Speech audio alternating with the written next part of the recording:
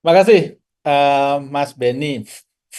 Ini kayaknya tiga narsum ini kalau jadi orang Amerika semuanya milih Demokrat ini. Kecuali Mas Andi. Mas Andi di Indonesia pun milih Demokrat gitu ya. Di Indonesia dan di Amerika sama.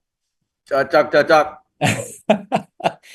Baik, makasih. Saya tinggal melanjutkan apa yang sudah sangat bagus, cerdas dinarasikan oleh Mas Andi dan Mbak Dina ya. Dan saya akan lebih menukik ke isu-isu yang sifatnya ekonomi. Saya sangat tertarik dengan cover majalah The Economist terbaru. Ini eagle, burung elang, simbol Amerika yang babak belur, begitu. Dan seolah si burung elang itu menghibur diri atau mengeluh gitu ya. Ya masih 1361 hari lagi gitu. Baru 100 hari, bulunya sudah brodol, kemudian apa penuh luka, kaki, sayap gitu ya. Barangkali nanti di akhir jabatan Trump, Eagle ini bukan menjadi the flying eagle, tetapi the walking eagle, karena sudah tidak bisa terbang. Nah, saya ingin coba menukik ke dalam Amerika. Sebenarnya situasi ekonominya seperti apa? Ini data terakhir yang saya kumpulkan tadi pagi. Jadi pertumbuhan ekonomi Amerika kuartal pertama tahun 2025 itu minus 0,3%. Dan bisa dipastikan hampir 100% tingkat keyakinannya kuartal kedua nanti akan negatif juga. Artinya ini adalah resesi. Dan situasi ini adalah situasi yang belum pernah mereka alami sejak COVID. Jadi ini situasi yang sangat mengkhawatirkan. JP Morgan itu memprediksi potensi resesi mencapai 40%. Ini sebelum berita terbaru tentang pertumbuhan ekonomi kuartal 1 muncul ya. Kemudian Goldman Sachs itu 45%. Saya yakin keduanya kalau sekarang merevisi angkanya pasti di atas 60%. Indeks harga saham gabungan melemah dan seterusnya. Nah, diperkirakan oleh pelaku usaha, impor dari Cina itu turun 75 hingga 80% tahun ini. Jadi bisa dibayangkan apa yang disampaikan oleh Mas Andi tadi. Pasti Walmart, kemudian One US Dollar Store, itu kosong semua. Karena itu adalah barang-barang produk Cina yang dijual murah di Amerika. Di mana dulu Mbak Dina, Mas Andi, saya menjadi pelanggan ya, sebagai mahasiswa. Itu akan kosong semua. Dan dampak bagi pemilu sela ini pasti luar biasa ketika masyarakat kebanyakan itu kesulitan mengakses barang murah. Nah, yang menarik, Consumer Confidence Index itu turun di angka 86. Dalam kondisi normal itu 100. Artinya sangat pesimis nih consumer. Kemudian kalau kita berbicara Consumer Expectation Index, artinya berbicara lebih jauh ke depan, itu skornya 54. Padahal kalau skornya di bawah 80, itu mengindikasikan potensi resesi yang luar biasa besar. Nah, yang lebih parah dari ini adalah ketika kapal oleng, kemudian nakodanya merasakan ada sesuatu yang salah, mengakui, kemudian mencoba meluruskan, itu masih oke. Nah, yang terjadi dengan Trump, Trump itu masih dalam situasi denial, di mana segalanya disalahkan kepada Biden. Dia tidak merasa salah. Apapun disalahkan kepada orang lain. Nah, ini situasi yang menurut saya menjadi semakin rumit bagi situasi di Amerika Serikat. Nah, beberapa waktu terakhir saya menyempatkan mendalami hampir seluruh pidato Trump, Mas Andi, Mbak Dina. Dan ini luar biasa, enak betul mendalami pidato-pidato itu. Kecuali Anda pengagum Trump atau Anda sedang melakukan riset tentang Trump, jangan lakukan. Nah, saya melakukan itu karena saya sedang menyiapkan materi-materi terkait dengan situasi di Amerika Serikat. Nah, ada dua temuan saya yang menarik. Yang pertama, Trump ini menganggap dunia ini tidak lebih dari reality show. Jadi semakin seru, semakin viral, itu dia semakin suka. Pada saat ada turbulensi di Oval Office, ada perseteruan antara wakil presiden, Trump, dengan Zelensky, itu buruk sekali kan? Trump menutup dengan statement yang menarik. It is very good for the TV. Artinya itu apa? Alam bawah sadarnya Trump. Sehingga kalau kita melihat Trump mengeluarkan statement-statement yang seringkali di luar nalar, barangkali dia sedang menganggap ini sebagai reality show. Yang kedua, ini sangat menarik. Seringkali overlook oleh para pengamat. Trump, kemudian Elon Musk itu paling takut Amerika bangkrut secara fiskal. Dan ini konkret ketakutan ini. Jadi buat apa melakukan upaya perdamaian, membangun tata dunia baru, tetapi Amerika bangkrut. Nah, makanya saya melihat apa yang dilakukan oleh Trump, oleh Elon Musk, itu benar-benar pragmatis ingin menyelamatkan Amerika dari kebangkrutan fiskal. Nah, grafik yang di sebelah kiri itu menggambarkan berapa besar defisit perdagangan. Yang orange, yang biru berapa besar defisit APBN. Nah, ternyata selama 10 terakhir, defisit APBN Amerika itu rata-rata mencapai 5,8% PDB. Indonesia mendekati 3% aja sudah panik kan? Ini di 10 tahun terakhir 5,8% PDB. Kalau trade deficit itu 3,1% PDB. Nah, mana yang lebih bahaya? Trade deficit atau budget deficit? Sebagai gambaran begini rekan-rekan. Trade deficit itu defisit yang diabsorb oleh the whole economy. Budget defisit adalah defisit yang diabsorb oleh pemerintah federal, yang ukurannya hanya 23% dari the whole economy. Jelas, budget defisit itu lebih berbahaya. Nah, studi oleh Congressional Budget Office menunjukkan kalau tidak ada upaya serius, maka pada tahun 2034, hutang pemerintah Amerika itu akan mencapai 57 triliun US dollar.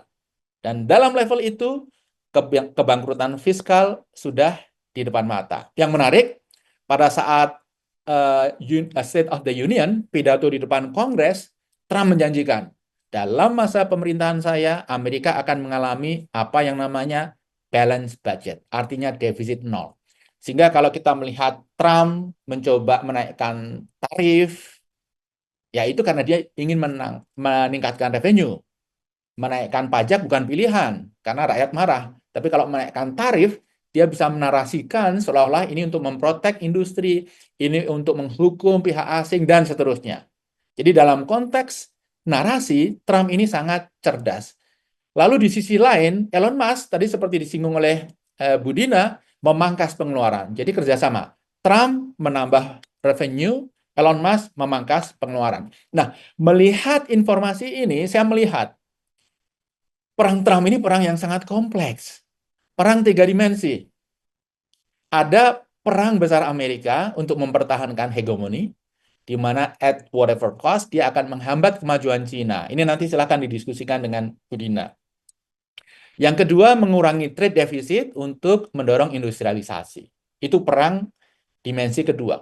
Yang dimensi ketiga yang menurut saya justru lebih urgent dan lebih menjadi fokus dari Trump adalah menekan budget defisit untuk menghindari Amerika dari kebangkrutan fiskal. Karena itu lebih di depan mata. Amerika bisa tahan terhadap tantangan 1, 2, tapi tidak akan tahan dengan tantangan ketiga. Nah, permasalahannya apa yang dilakukan oleh Trump kayaknya justru memperburuk 1, 2, dan 3. Dalam konteks ini saya melihat Trump salah melakukan kalkulasi. Nah, apa yang dilakukan Trump jelas berdampak kepada ekonomi dunia. Tadi Mas Andi, Budina sudah membahas. Ini adalah pertumbuhan ekonomi dunia yang sudah direvisi oleh IMF. Yang sebelah kiri adalah hasil revisinya. Grafik yang sebelah kanan menggambarkan revisi pertumbuhannya. Meksiko direvisi 1,7% pertumbuhannya. Jadi minus 0,3% tahun ini. Thailand 1,1, Vietnam 0,9, Malaysia 0,6, Kanada 0,6, dan seterusnya. Kita direvisi 0,4%. India, Brazil, EU direvisi lebih rendah lagi. Ini menggambarkan kerentanan suatu ekonomi terhadap turbulensi perdagangan dunia. Jadi kalau kita melihat grafik ini, kayaknya kita dalam posisi yang relatif oke, tetapi sungguhnya tidak. Coba kalau kita dalami lagi terkait dengan ketergantungan negara-negara terhadap ekspor ke Amerika Serikat. Saya mencoba melakukan perhitungan tadi pagi tentang berapa persen sih ekspor negara tersebut terhadap GDP-nya, kemudian ekspor ke USA terhadap total GDP, dan ekspor ke USA terhadap total ekspor, kemudian ekspor ke USA terhadap total GDP. Jadi data ini menunjukkan bahwa Indonesia ini sangat domestic focus ekonominya karena marketnya besar, di mana ekspor itu hanya mewakili 21,8% PDB. Dan ekspor ke USA itu hanya mewakili 9,9% total ekspor. Dan ekspor ke USA itu hanya mewakili 2,2% GDP. Itu menjelaskan kenapa direct impact bagi Indonesia tidak sebesar direct impact bagi negara lain. Tetapi begini, walaupun Indonesia dianggap relatif resilient, tapi kita harus hati-hati dengan dampak tidak langsungnya. Dan dampak tidak langsung ini seringkali overlook oleh siapapun, termasuk barangkali oleh IMF, karena sulit untuk dihitung. Yaitu dampak tidak langsung yang masuk melalui perdagangan, melalui investasi, dan melalui pasar uang, terutama pasar uang ini.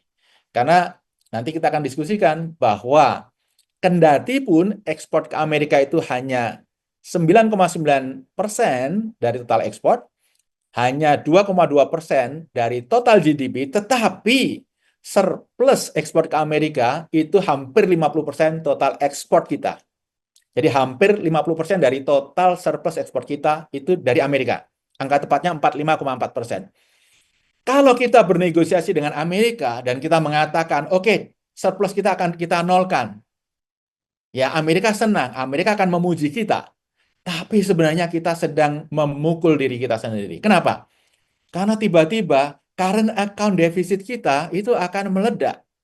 Current account itu adalah aliran uang masuk dan aliran uang keluar.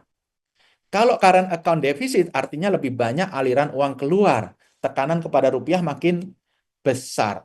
Jadi ketika surplus dari Amerika hilang, walaupun kecil, tapi ini dalam konteks current account besar. Karena ini hampir 50% surplus perdagangan kita.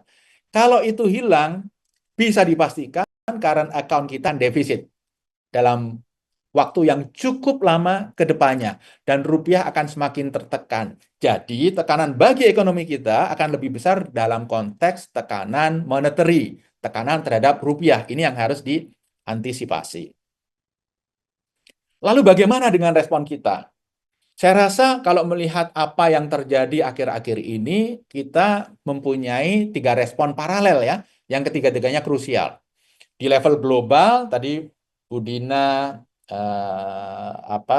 Pak Andi, itu mengatakan ya harus membuka pasar baru di luar negeri, harus melakukan negosiasi dengan baik gitu ya. Saya akan lebih fokus di level nasional. Karena kalau yang level korporasi, ya pengusaha sudah jago, rasionalisasi, efisiensi operasi, dan lain sebagainya. Nasional.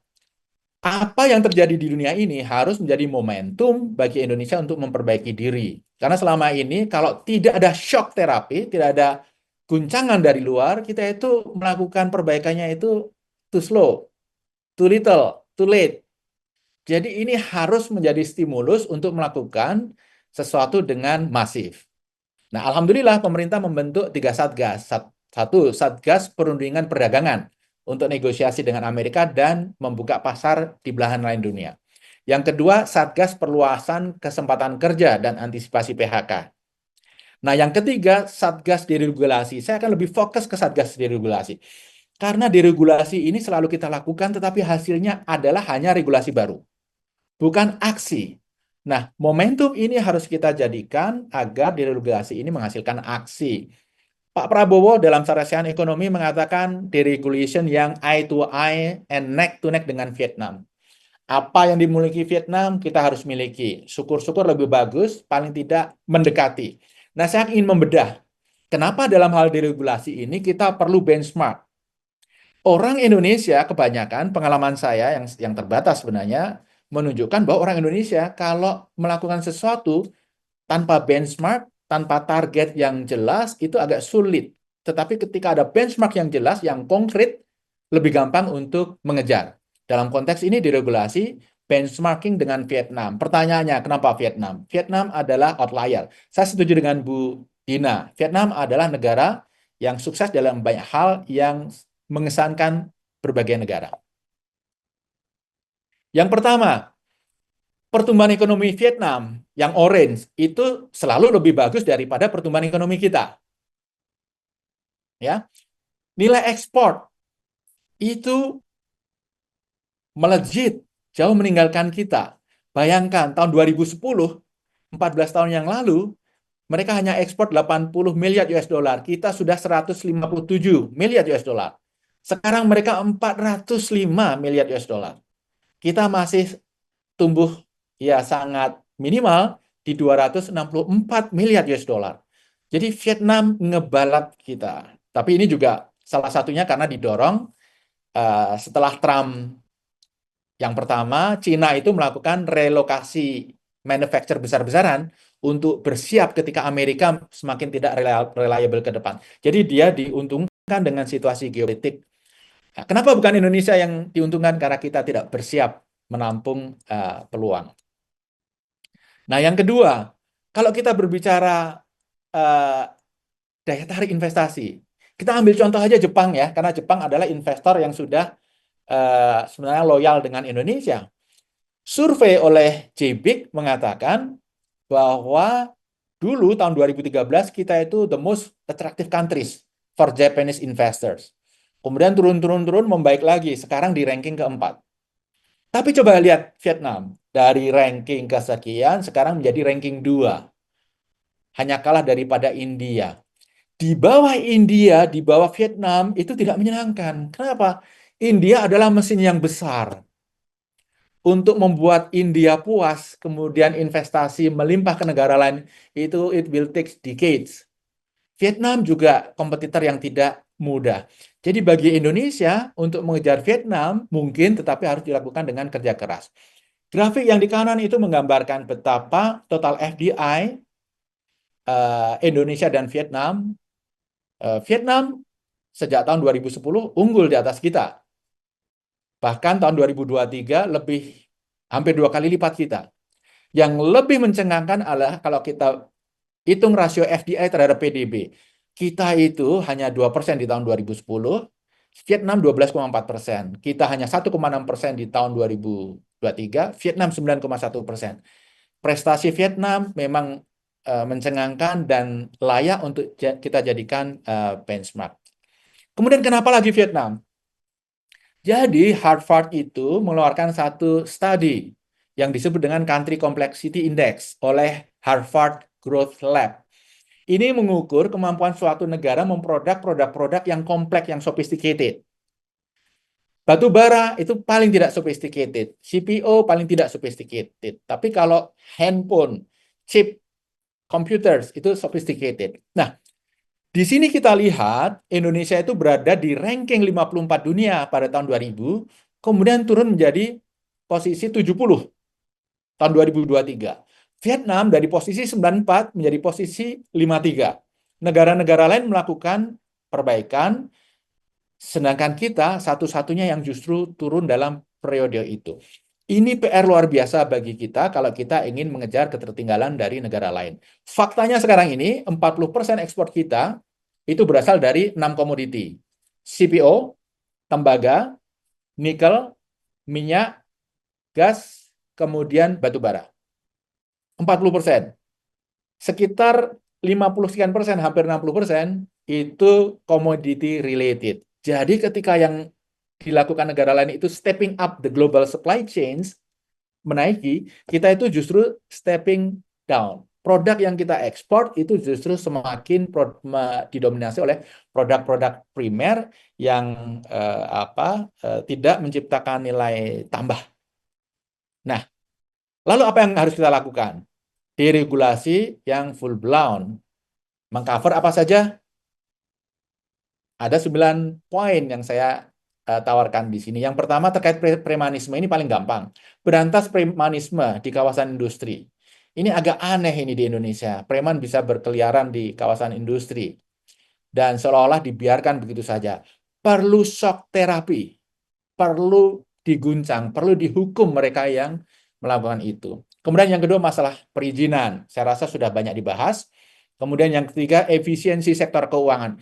Ini permasalahan khas Indonesia yang sudah lama dibahas tapi tidak ada solusi. Perbankan kita tidak efisien, net interest marginnya lebar, kredit mahal.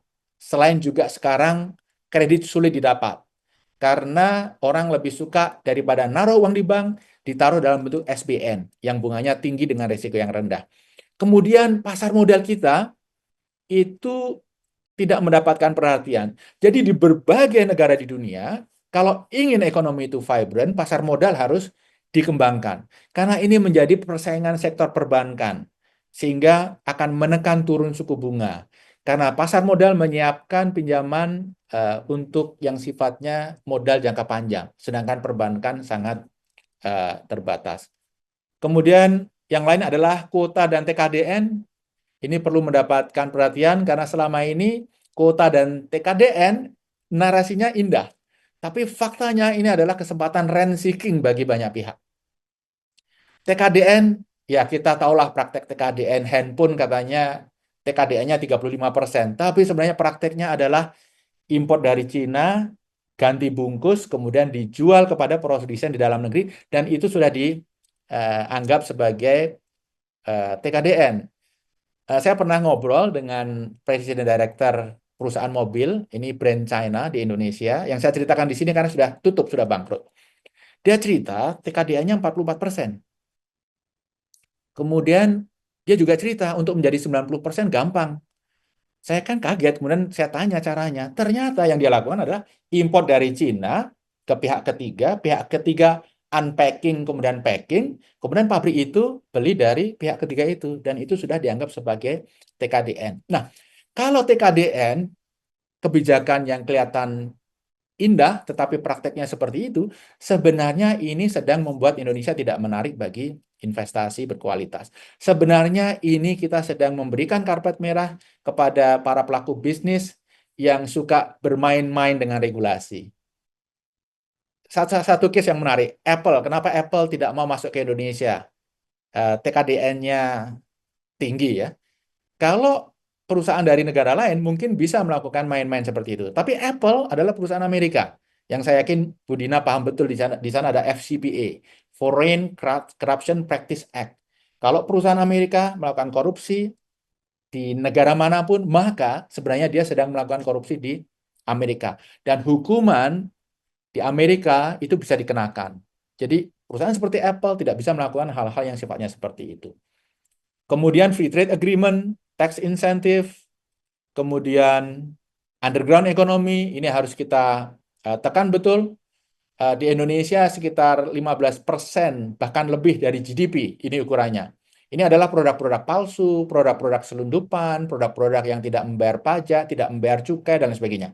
Ini mencederai produsen nasional, ini juga mencederai penerimaan negara.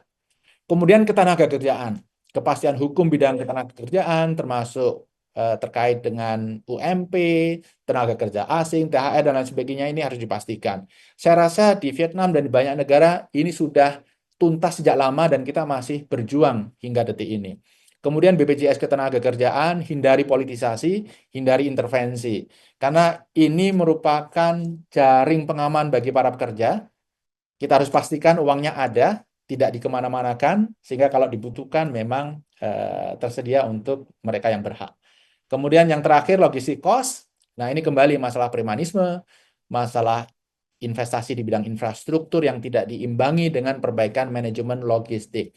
Nah, ini 9 area yang menurut saya harus kita address kalau kita ingin mengejar ketertinggalan dari Vietnam. Saya terinspirasi dengan apa yang disampaikan oleh Pak Prabowo. Kita melakukan deregulasi, kita copy apa yang Vietnam punya dengan pendekatan neck to neck, eye to eye dengan Vietnam. Saya pikir itu yang bisa saya sampaikan, Mas Benny. Terima kasih.